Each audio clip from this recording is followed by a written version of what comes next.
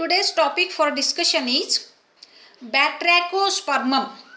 Life cycle of Batrachospermum. Batrachospermum, it is an algal plant, it is an algae, and species Batrachospermum moniliforme. It is commonly called as frog spawn. Why it is called as frog spawn? Because it appears, it resembles the eggs of the frog.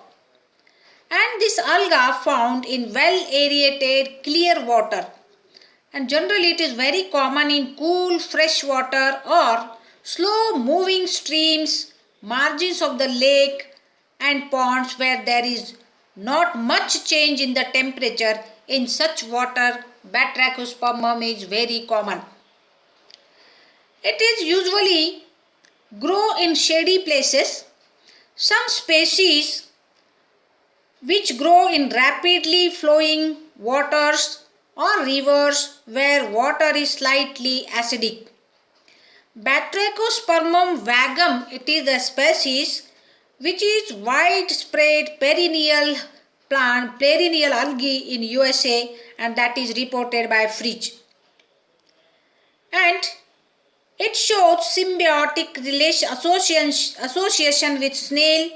That means it can grow on snail, which is known as Planorbis. Okay. And the plants are blue, green, olive green, violet or reddish in color. And the variation in color of Batrachospermum is primarily a result of differences in light intensity. If the light intensity changes, the color of the Batrachospermum changes. Specimens growing in deep water or shade are dark violet in color or olive green in color, while those Batrachospermum species which grow in shallow water, they are olive green in color. Okay, let us see the morphology of Batrachospermum. Batrachospermum, it is an algae, and the thallus of Batrachospermum, which is fully grown plant, it is very soft, thick and gelatinous, mucoid, gelatinous, and consists of two forms. Okay, number one, juvenile form, and another is simple branched form, that is called adult form or Batrachospermum. The adult form of Batrachospermum consists of an axial row of large cylindrical cells as shown in the photograph, and these cells ending in an hemispherical apical cell. The axis of Batrachospermum is branched, showing complex system of branches. The Batrachospermum produces two types of branches. Number one, dwarf branches of limited growth and long branches of unlimited growth.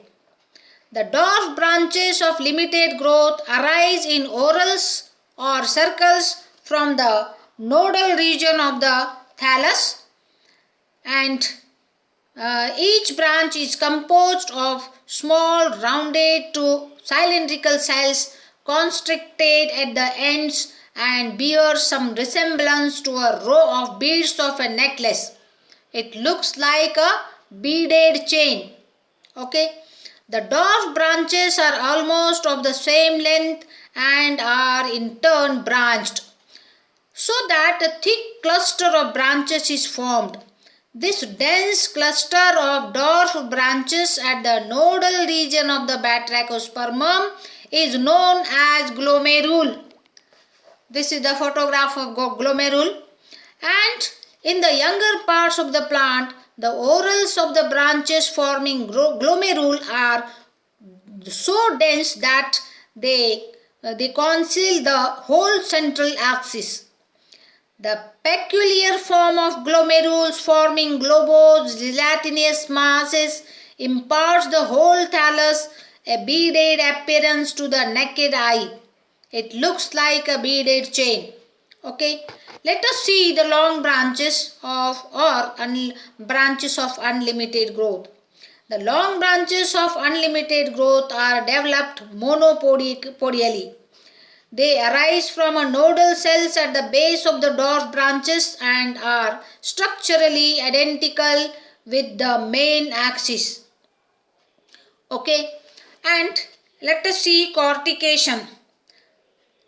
The branches, the older parts of the axis, each cell of the node gives rise to filaments which grow longitudinally downward to the next node, covering the axis cells with a loose mantle or pseudocortex.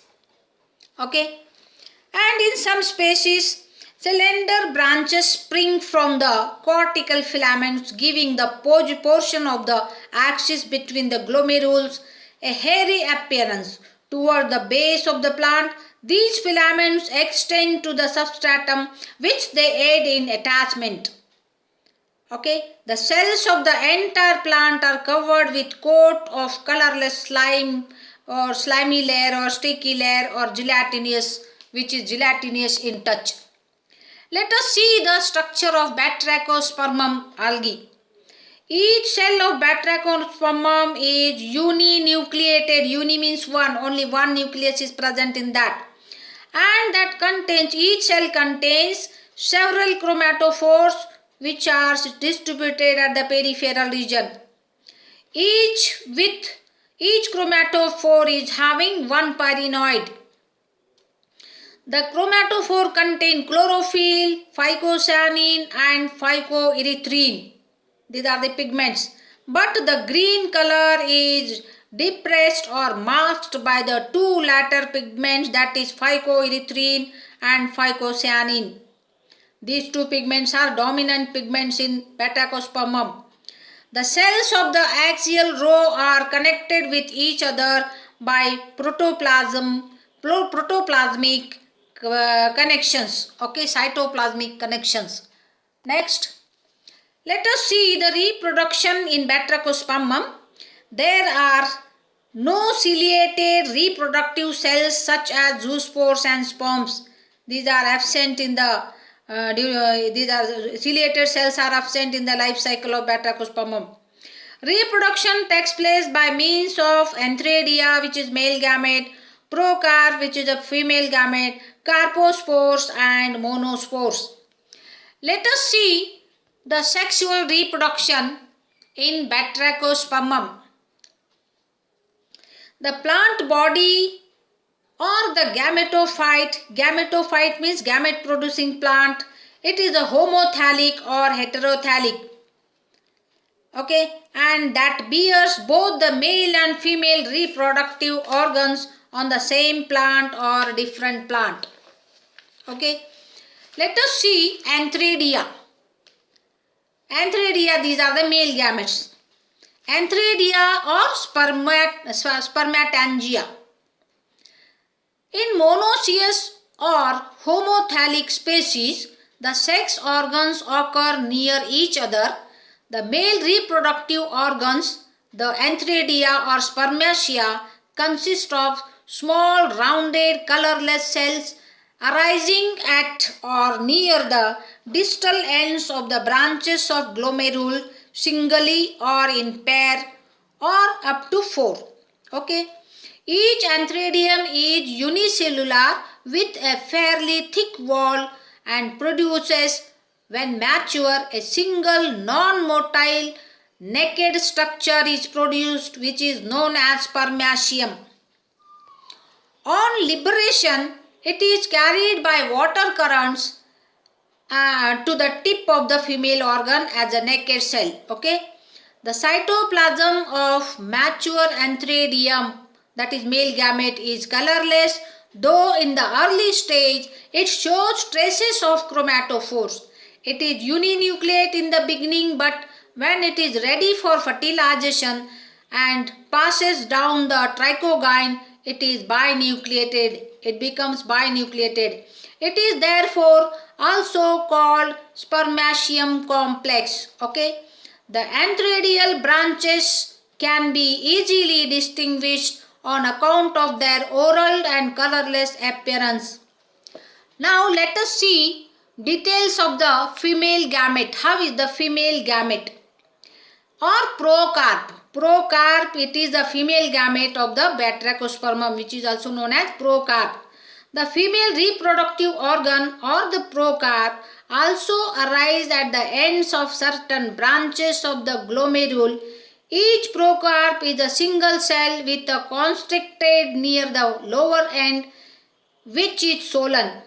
The basal flask-shaped portion is called carpogonium, and the upper large elongated hair-like terminal portion of the female gamete is known as trichogyne, as shown in the photograph. Procarp, it is a female gamete, it is uninucleate. Okay, but according to some algologists, it is the egg nucleus and it is female nucleus, and the carpogonium is comparable to the ogonium of the green algae and contains a single egg. This is all about the female gamete of the Batrachospermum, which is also known as procarp. Let us see the fertilization, that is fusion of the gametes. How the fusion of gametes takes place? Fusion of gametes, the process is known as fertilization. Let us see the spermatia, that is male gamete. Spermatia, after their liberation from the enthradia, are carried by movement of water and by gravity towards the tip of the trichogyne of the female gamete and get attached to the trichogyne. When the spermatia are found attached to the trichogyne, they possess a cell wall, and this is followed soon by the dissolution of the spermatial and trichogynal walls. That means the spermatium, when it is attached to the trichogyne, the wall between them is dissolved, and the content of the male gamete is transferred to the trichogyne. Okay. The spermatial nucleus subsequently migrates to the carpogonial base or female gamete, base of the female gamete, where it unites with the female nucleus. As already described, the nucleus of the spermatium in Batrachospermum divides into two daughter nuclei just before fertilization. Hence, it is called spermatium complex. Okay. On the one of the daughter nuclei fuses with the female nucleus to form the zygote. Zygote, it is a diploid structure, and while the second remains in the trichogyne and degenerate. Okay, let us see the cystocarp. Post-fertilization changes or cystocarp. The cystocarp, it is also known as carposporophyte.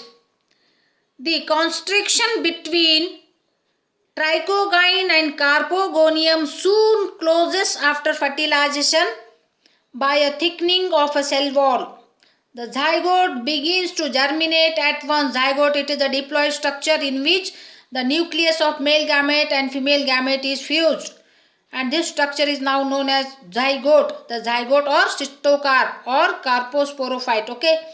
The zygote nucleus increases in size and is divided meiotically into two daughter nuclei which lie one above the other.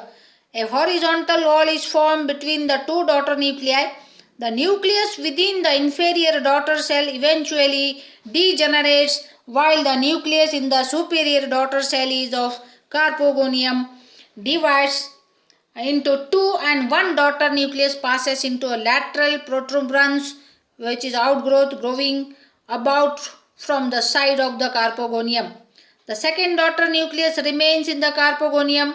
A transverse wall is formed across the base of the protuberance, and the cell thus cut off is the initial of the gonymoblast or sporogenous filament. The initial elongates and divides again and the process is repeated until the completion of the gonymoblast or sporogenous filament. Okay, the daughter nucleus remains in the carpogonium, again divides, and another sporogenous filament is produced as described above. The process is continued until several sporogenous filaments are produced and entire cystocarp is developed. The terminal cell of the gonimoblast filament eventually enlarges and becomes carposporangium, each producing a haploid carpospore. The gonimoblast filaments, the carpospores and carpogonium jointly constitute the cystocarp or carposporophyte. The carpospores are liberated by the rupture of a wall of mature carposporangium.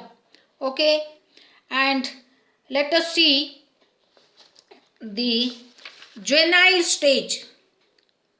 Next slide. Let us see the juvenile stage. What happens? The juvenile stage, it is the young stage of the batrachospermum. This stage is formed, in this case, the carpospores get detached from the sporogenous filament and then germinate and produce highly branched heterotrichous filamentous body or filamentous structure which looks like a separate alga which is known as cladophora, but very soon it has confirmed that it is one of the stage of the sexual reproduction of batrachospermum, and this stage is also known as juvenile form of batrachospermum, or which was once believed to be an independent plant that is named as Chantrantia. Okay, it grows in thick clusters attached to the leaves of the grasses and other objects in water. The Chantrantia form multiply asexually by small rounded spores called the monospores, which are produced singly at the tips of short branches by a process of budding. The monospores germinate and produce again the Chantrantia.